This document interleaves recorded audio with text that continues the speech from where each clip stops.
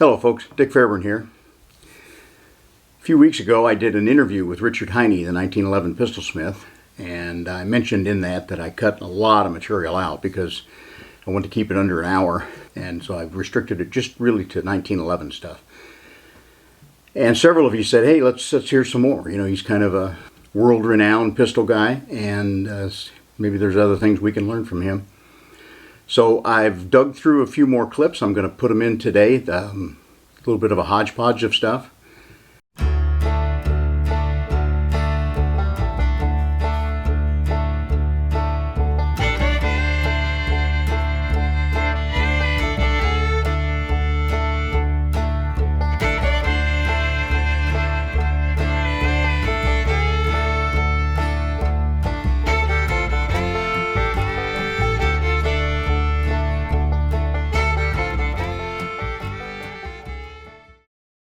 I'm filming this on Thursday, the day of the first presidential debate. So I thought I'd put this out, and I'm working on a couple of other projects for the upcoming weeks, following along with the three-part series I did on Civil War or World War III or where this country is going to go. And I think today, the first presidential debate, I think is going to be a key moment in what's going to happen for the rest of the year. If President Biden should happen to come unglued and not be able to do a good job at all in this debate, then I see his party trying to get rid of him, trying to replace him with another candidate. And I'm not sure that can take place at this point. So, can you get him on all 50 state ballots at this point? It's going to be interesting. But in the future, I'm going to talk about guns and what we need to be prepared. What do you need to keep on hand for your AR, or talk about heavy ARs, the 7.62 size AR-10s. And those are some of the topics I'm going to be talking about. Things you'd like to hear about, by all means throw them in a comment. Always willing to hear what you folks have to say. So to start off with this second interview video with Mr. Heinie, let him talk about one 1911 in particular. This happened to be his number 5, so one of the very earliest full build guns he did. This would have been in probably the late 70s. Typically at that time there weren't a lot of good rear sights to use with 1911s, and so a lot of pistolsmiths were insetting a Smith & Wesson revolver sight, which I think happened to make a really neat small installation. And this pistol belonged to a very close friend of mine and a good friend of Mr. Heinie as well. And when my friend died a few years ago, we helped her liquidate his gun collection. And Dick ended up buying back pistol number 5. And he thought, kind of in honor of our good buddy, he said he said he wanted to update this to not what it should have looked like in the 70s, but the way he would have built one now. So that same pistol got completely reworked. Different sights, different finish, even different front strap. He went to the scallop system that he uses so much now. And he said, so that one, he said, I'm going to keep that one. I'm going to keep that one, until I'm done with it, and then maybe somebody else will end up with it. So in the first, he's going to talk about redoing 1911 number 5 into what it has become now. Okay, we're going to talk about a pistol. I think this was your number 5 build, correct? And a friend of ours had it. He died a few years ago, and you ended up getting it back and completely reworking it. So tell us what you've done with that. Well, it was pretty basically what he had, and carried it once in a while. It had the sights, good trigger, and a thumb safety, and that was basically it. And after he had died, and I bought this from his wife, and I decided that I wanted to get this back into what it ought to be today. So I took the thing and did the top of it with the serrations, put new different sights on it, did a what I call scallops. It's something I came up with a long time ago, so that it doesn't tear up your hand with a checker. And put this back in there with a short Wilson beaver tail and hammer. And I mean, this is back in, this, I don't know how long he used this, but this is back into business again for where you can use it. It's usable and it's up to date just like it ought to be. And I think that I knew him well enough that I thought I wanted to do that and have it, keep it for a long time anyway, so until I'm going to have it anyway. If I leave, then somebody else can get it, but I think Glenn would like that. Okay, Dick Heinie's known for 1911s, to a lesser extent perhaps for Browning high powers, and he has done a number of full builds on Browning high powers. And we've seen the high power come back into, Springfield Armory's got them now. There's some Turkish versions coming back in.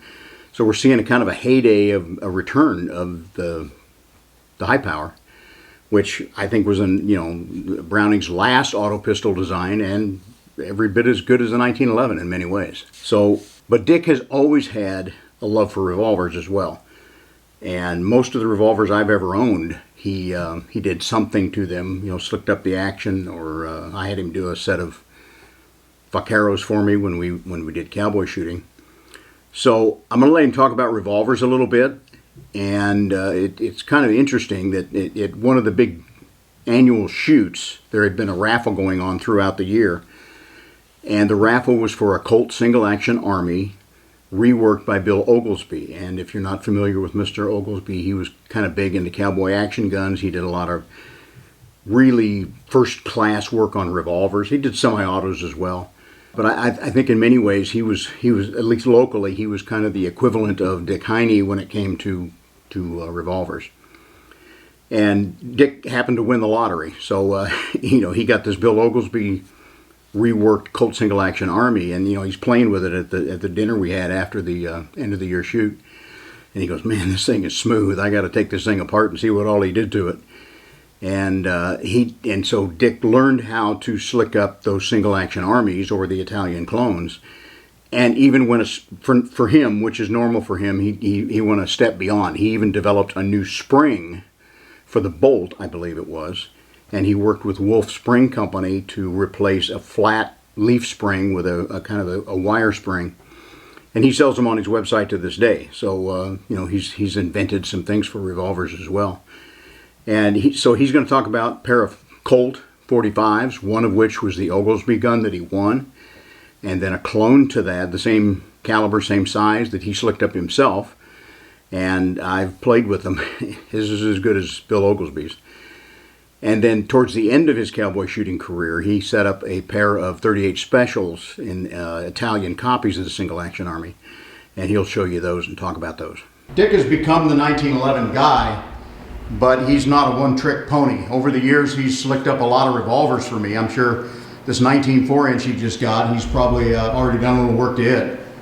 And when we were doing cowboy shooting for a number of years, we had a club here in Quincy. He slicked up a couple of vaqueros for me, and I shot a pair of vaquero 357s and then my little Browning lever action. So he's worked on a lot of revolvers over the year as well. I've got cowboy stuff that I liked. I really liked that when I was a kid. It was cowboy stuff, and so I couldn't wait to get started in it when they started the cowboy stuff again. So I ended up, I bought a Colt. I got it through the custom shop when I got it, and it's 45. And sometime later, I won another one like it from Bill Oglesby. Mm-hmm. And in between there, I figured I got to figure out how to get these guns so they work really good. And I talked with Bob Argenbright, and he was if you still can find where they draw and shoot real quick. And I talked to him a lot about it, of how they made what they did on the pistols to make them that way. And he wrote it all down for me, how we do these and everything. And so I kind of got into them and started working on them a little bit. I actually came up with a spring to use in the Colt that is wire instead of the flats that they always were. And Wolf still sells them. We sell a lot of those yet for that. And I used those for quite a while. And then I went into 38 Special. I have a pair of 38 Special that I built for myself. They were in Italian guns, and they had brass frames and everything. And I ended up getting steel frames, and I got them with fake ivory on them, so they look really cool with the guns. And so anyway, I really liked the cowboy stuff when he did it. We were talking about cowboy guns. What do you got there? Well, this is mine. This is my own 45 Colt that I shot for quite a while. I did the work on it myself, and it's very similar to what I won from Oglesby, and his is basically the same as mine, and they both work great. And I've got a couple of these that are, these I built are mine in 45 Special, and 38 Special, you mean? they're super light. 38 Special? 38 Special. Okay. Yep, these are 38 Specials. And it took me a while to find them. They're Italian guns, and I changed a few things on them the way I wanted. That got the action, and these are real light. I mean, I shot these for quite a while, and they're a lot of fun, really, once you get to shooting it. Probably one of the bigger money makers for Heinie Specialty Products was his line of sights, mostly for semi-automatic pistols. Now, certainly he did a lot of custom pistols. I have a 10mm that was one of the last full builds he did, and it's like number 492, so he did, approximately 500 full build pistols. But the sights took off, and originally they were made to kind of mimic the Bomar adjustable sight pattern with the rearward leaning blade that kept the glare off of it. But a company said, hey, can you lean it forward? We're starting to get into concealed carry things, and that backward lean kind of snags on clothes when you're coming out from concealment. So he leaned it forward, and it had a lot of glare, but he figured out a different cutter shape, different angle to cut the serrations in there, and he eliminated the glare. So it was just as nice, black, sharp image as the earlier sights, but it was better for concealed carry. It's evolved again into what he calls the ledge, which is a more distinct, upright part of the sight now that you can hook on a belt or your boot or something to do a one-handed slide manipulation. So the sights really took off for him, and he mentions that for several years he had a deal going with Taurus for their 1911s, and I believe some of their other pistols as well. They featured Heinie sights for a while, and I'll let you pick up on the comment of what that meant to him financially.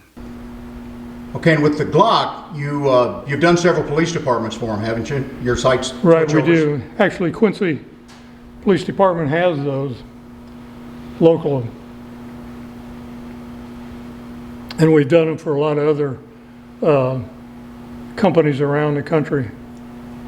Okay, and does Taurus still have the deal with your sights? No. Okay, tell us about that though. What happened? Taurus, they called me. And for a while I made sights for Taurus, and it was actually, it's like the straight 8, only they didn't have tritium in it. It was just dots. And that was pretty good for a while.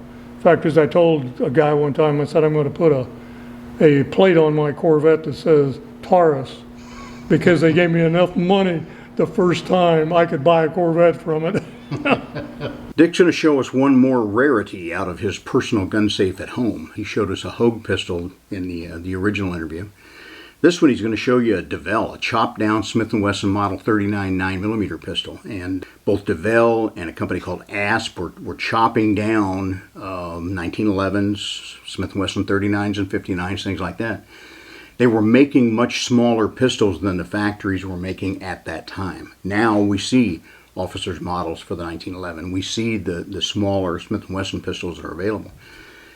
But early on, these were custom-built pistols, and they were done with an incredible amount of machining, and skill. So we'll have a look at this Devel Model 39 cut down. Devel. Devel.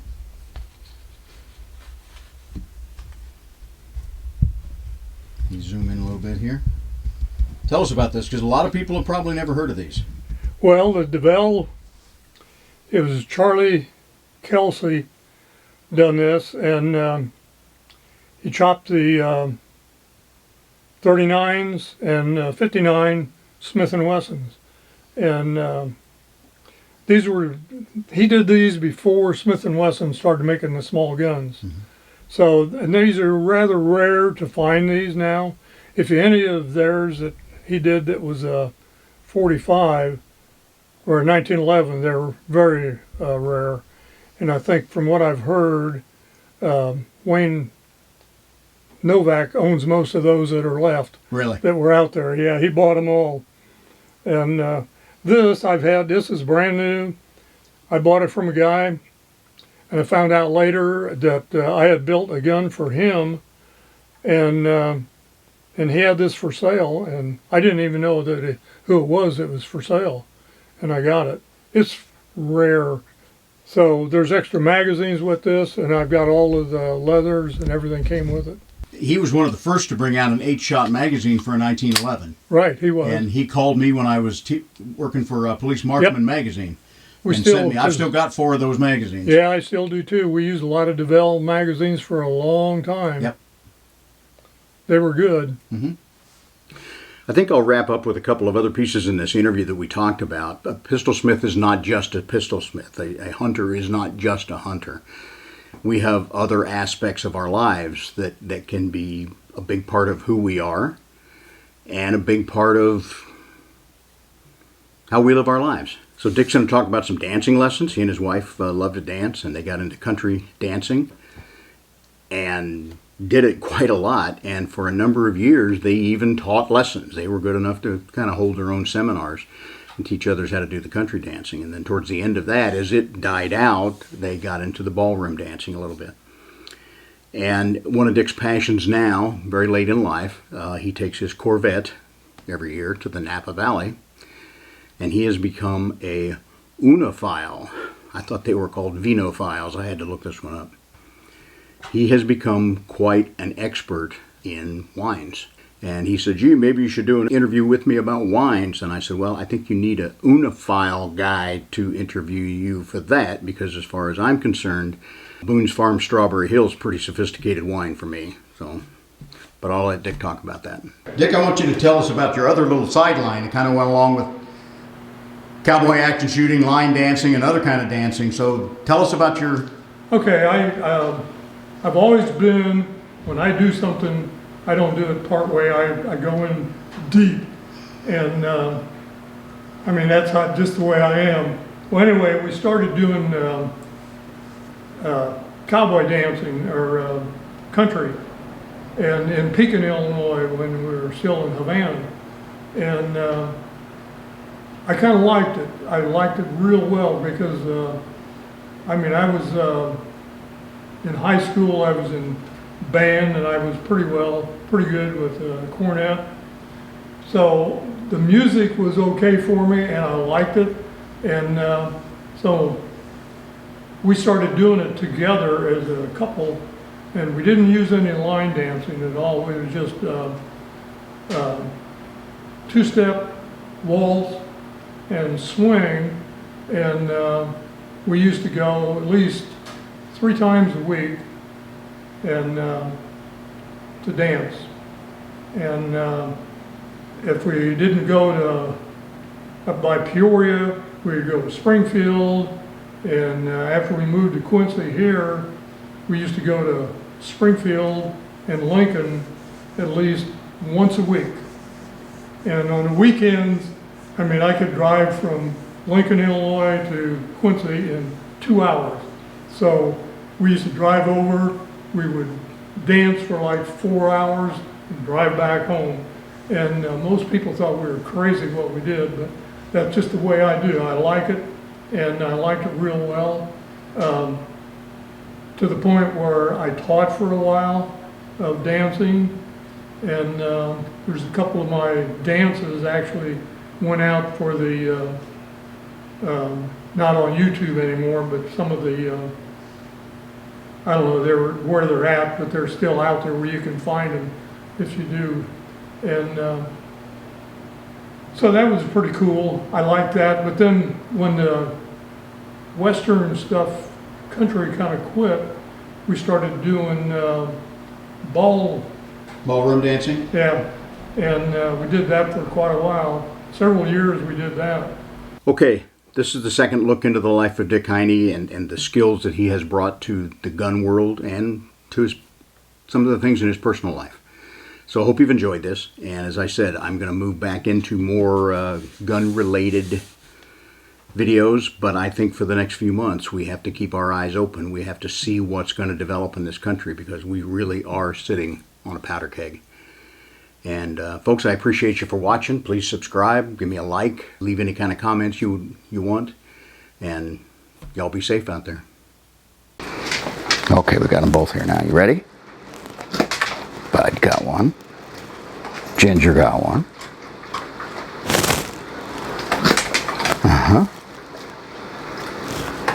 Oh, she missed it. She usually gets them, doesn't she, Bud? Okay, girl, last one. Ready? You ready? Yeah! That's all there is till next time.